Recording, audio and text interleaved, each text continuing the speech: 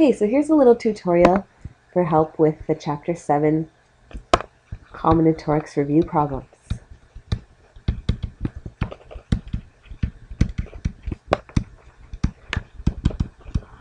So from page 348, number 44. And the question is, how many 7-digit numbers using all the digits from 1 to 7 are possible if the digit 1 must be before the digit 7, but not necessarily adjacent to it? So we want to make a number that has 7 digits, and 1 must be before 7, but it doesn't have to be adjacent to it. So let's make a list of possible numbers that are okay and not okay, just so we can see a picture of what's going on here. So an example that would be okay is anything that has 1 before 7. 1 has to come before 7. But it says that 1 and 7 are not necessarily adjacent. So that's saying that 1 and 7 might be adjacent to each other, but they don't have to be. Just as long as the number 1 is to the left of the number 7. So what's not okay is to have 7 in front of 1.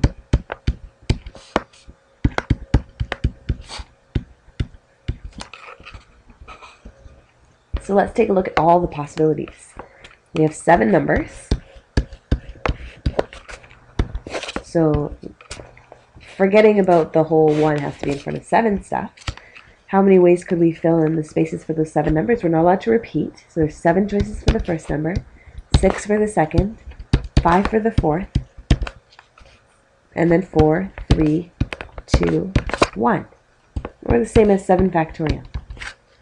Now we can take that 7 factorial, which is all the possibilities, and minus the ones that are not allowed. So we're not allowed to have 1 in front of 7.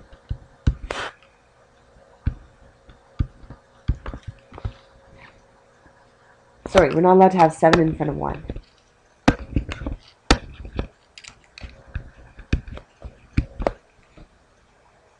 Well, that could happen in a lot of different ways.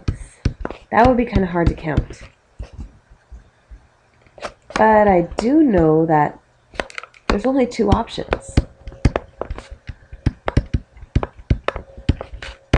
Either 1 is in front of 7, or 7's in front of 1.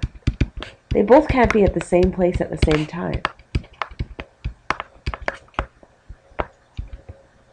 And out of these 7 factorial options, because each number occurs once, there's actually going to be half as many possibilities where 1 is in front of 7, and half the possibilities where 7 is in front of 1. So instead of minusing the ones that are not allowed, I could just divide by the 2 possibilities. Half of the options are going to have the number 1 in front of 7. So 7 factorial divided by 2.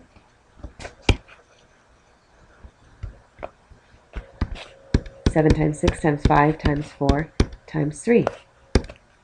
2520. Which is letter B. Now for question number 45.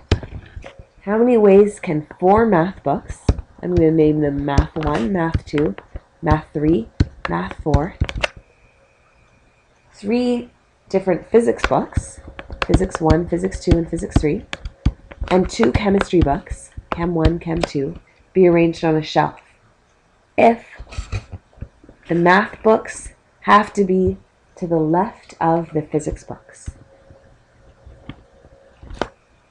and all the books on one subject have to be held together.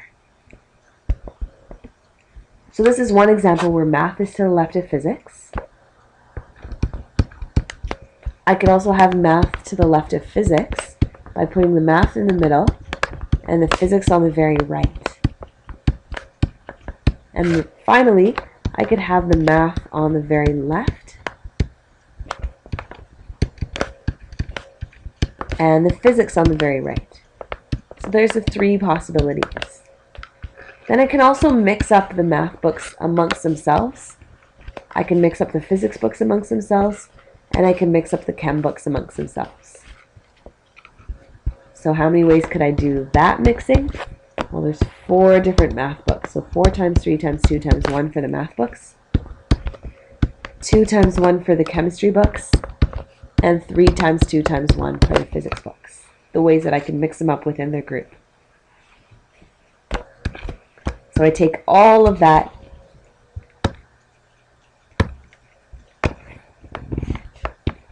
and multiply by the 3 possibilities for how I can arrange math, physics, chem, chem, math, physics, or math, chem, physics.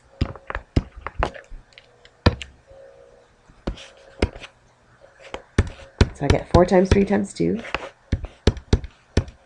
times 2 times 3 times 2 times 3, or 864, which is letter D. And finally, for question 50, how many ways can 6 students arrange themselves around a circular table if there's 2 students that cannot sit next to each other? So I've got 6 people, A, B, C, D, E, and F. And let's say that A and B are enemies. Now, I'm just going to say that I'm going to stick A at the top of the table. And I'm going to fix A there, because there's so many different relative positions that are the same. So I'm just going to say, what if A is at the top? How many ways can I mix up the other 5 people around the table? Now, since A and B are enemies, B cannot sit next to A. So let me use fundamental accounting principle now. How many options do I have for this seat beside A? Well, it can't be B, so I've got 1, 2, 3, 4 choices. Now, after I've taken one of those people, how many ways can I sit the person that's on the other side of A? Again, it can't be B. So now I've got 1, 2, 3 choices. So I'm going to take one of those people. Now for the other seats, it can be B. So for the other seats, I've now got 3 different choices for this seat. Could be B. And then 2 different choices for this seat. And finally 1 choice for the last seat. So the solution would be 4 times 3 times 3 times 2. Or 72.